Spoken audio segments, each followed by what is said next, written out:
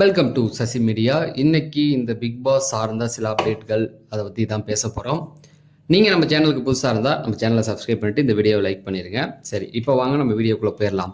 First எடுத்தோடனே big பாஸோடைய வீடு ரொம்ப பக்காவாக சூப்பராக வந்து ரெடி ஆகிடுச்சு. இதில் வந்து பார்த்தீங்க அப்படின்னா பிக் பாஸ் வீடு அப்படின்னு சொன்னால் அல்டிமேட்டாக எங்கே இருக்கும் அப்படின்னு பார்த்தீங்கன்னா ஹிந்தியில் தான்.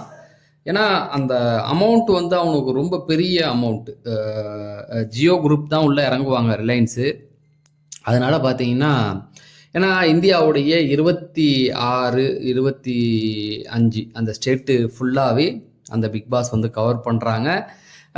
பெங்காலிலலாம் நடக்குது, பட் எல்லா ஸ்டேட்டுக்குமே ஹிந்தி வந்து மெயினாக இருக்கிறதுனால எல்லா ஸ்டேட்டோடைய கேபிட்டல்லையும் ஹிந்தி மெயினாக பரவலாக பேசுவாங்க. இப்போ நம்ம ஊரில் இருக்க மாதிரி தான். நம்ம ஊரில் ஹிந்தி பேச மாட்டோம், ஆனால் தாய்மொழி தமிழ் பேசுவோம், இங்கிலீஷ் பேசுவோம். இதே மற்ற ஸ்டேட்லாம் போய் பார்த்தீங்கன்னா ஹிந்தியும் பேசுவாங்க, அவ்வளோதான். ஸோ அதில் பரவலாக அவங்களுக்கு வியூவர்ஷிப் கிடைக்கிறதுனால அவங்களுடைய அமௌண்ட் பெருசாக இருக்கும். அல்டிமேட்டாக வீட்டை கொண்டு போய் ரெடி பண்ணுவாங்க. அதாவது அவங்க வீடெல்லாம் பார்த்தீங்கன்னா அந்த மன்னர் காலத்தில் இருக்கிற மாதிரி இருக்கும். நிறைய விஷயங்களை வந்து அதில் ட்ரை பண்ணியிருப்பாங்க. இந்த வாட்டி ஏஐ அப்படி இப்படின்லாம் கொண்டு வந்து தான் சொல்கிறாங்க, நமக்கு அப்டேட் கிடையாது. ஆனால் இந்த வாட்டி தமிழில் வந்து ரிலையன்ஸ் குரூப் தான், அம்பானி குரூப் தான் இறங்கியிருக்காங்க. அதில் கலர்ஸ் வந்தாச்சு. ஸோ இப்போ கலர்ஸ் வந்து இந்த இந்த எபிசோடு இருக்கு இல்லையா, அதில் சில விஷயங்கள் வந்து கலர்ஸில் வரப்போகுது, அதை அப்புறம் பேசுவோம். ஃபர்ஸ்ட் அந்த வீடே வந்து ரொம்ப பிரம்மாண்டமாக அழகாக சூப்பராக கொண்டு வந்திருக்காங்களாம். நான் எப்போதுமே வந்து இந்த பிக் பாஸ் 19 ஸ்டார்ட் பண்ணும்போது ஹிந்தியில் அந்த வீட்டை காமிச்சானுங்க, சொர்க்க பூமி மாதிரி இருந்தது. ஸோ அதுக்கு ஈக்குவலாக இந்த வாட்டி கொண்டு வந்திருக்காங்களாம். ஸோ பார்ப்போம். வீடு தான் வந்து நம்மளை ஃபஸ்ட்டு எடுத்த உடனே அந்த ஃபஸ்ட் நாள் காட்டும் பொழுது அந்த வீடை பார்த்தாவே நமக்கு வந்து அந்த பிக் பாஸ் பார்க்க தோணிடும். அந்த அளவுக்கு பக்காவாக ரெடி பண்ணியிருப்பாங்க, அவ்வளோ அழகாக இருக்கும் அந்த வியூ பார்க்கும்பொழுது. இந்த வாட்டி பார்ப்போம் என்னென்ன பண்ணியிருக்காங்க அப்படின்னு. ரெண்டாவது அப்படின்னு பார்க்கும்போது கலர்ஸு அது வந்து வாங்கிட்டாங்கன்றது தெரியும். அதில் வந்து எந்த ஒரு மாற்று கருத்தும் கிடையாது. கலர்ஸை பொறுத்த வரைக்கும் இந்த ஆட்டி விஜய் டிவியில் தான் அது வரப்போகுது. ஏன்னா விஜய் டிவியில் தான் அதை வந்து அவங்க ஏன் கொடுத்துருக்காங்க அப்படின்னு பார்த்தீங்கன்னா, அதில் வியூவர்ஸ் வந்து நிறையா வந்து அவங்க வச்சுருக்காங்க விஜய் டிவிலையா. எந்த ஒரு ஷோ போட்டாலுமே விஜய் டிவியில் வந்து ரீச் ஆயிரும். அதன்படி பிக் பாஸும் வந்து பெரிய அளவு ரீச் இருந்தது. இப்போ என்ன பண்ணுறாங்கன்னா, விஜய் டிவியில் போட்டால் நல்ல வியூவர்ஷிப் இருக்கும் அப்படிங்கிறதுனால அதை வந்து இப்போ மாற்ற விரும்பலை. ஏன்னா விஜய் சேதுபதி, கமல் சார் போனதுக்கப்புறம் விஜய் சேதுபதி பண்ணியிருக்காரு. போன வாட்டியுமே வந்து ஒரு பெரிய அளவு வியூவர்ஷிப் இல்லாத அப்படிங்கிற காரணத்தினால இப்போ கலர்ஸ்ட்டை டைரெக்டாக கொண்டு போனால் கண்டிப்பாக இருக்கிற வியூவும் போயிடும். ஏன்னா கலர்ஸ் பொறுத்த வரைக்கும் பல வில்லேஜில் இல்லாமல் கூட இருக்கலாம்.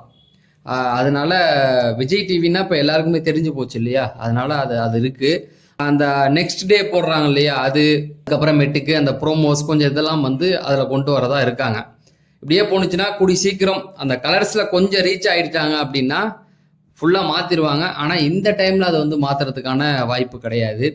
ஸோ இதுதான் ரெண்டாவது அப்டேட். மூணாவது அப்டேட் என்ன அப்படின்னு பார்த்தீங்கன்னா, கண்டிப்பாக இந்த வாட்டி தாறுமாறாக இருக்கிறதுக்கான எல்லா வாய்ப்புகளும் இருக்குது. ஏன்னா அகல பாதாளத்தில் இருக்குது டிஆர்பி அப்படிங்கிறது எல்லாருக்குமே தெரியும். அதில் இந்த வாட்டி ஆள் செலெக்ஷன் பண்ணுறதுல ரொம்ப கேர்ஃபுல்லாக இருந்திருக்காங்க.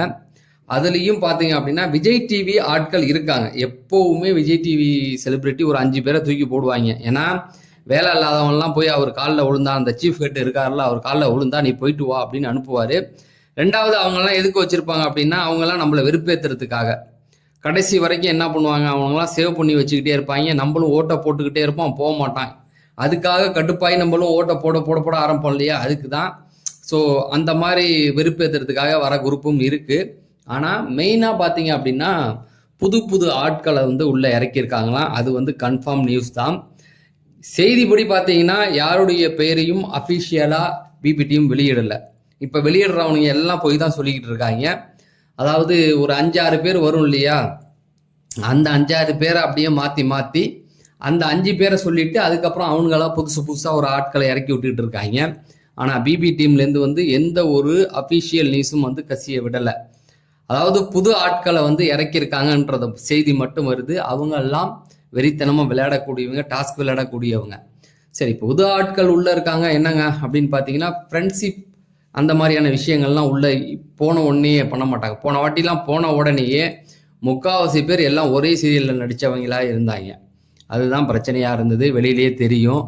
அதனால வெளியிலேயே தெரிஞ்சவங்க கிட்ட போய் எப்படி போன உடனே ஃப்ரெண்ட்ஷிப் தான் அப்படின்னு ஒரு ஜோனில் உட்காந்துருவாங்க. இதுவே வந்து வெளியில தெரியல புது ஆள் அப்படின்னா போன உடனே யாரையும் நம்ப மாட்டாங்க, அடின்னு அடிப்பாங்க. இதில் யார் நரி யார் குரங்கு யார் பண்ணின்னா தைரியமாக கையை காட்டிடுவாங்க இல்லையா? ஸோ அதெல்லாம் நடக்கும். 6வது சீசன்லாம் அப்படி தான் நடந்தது.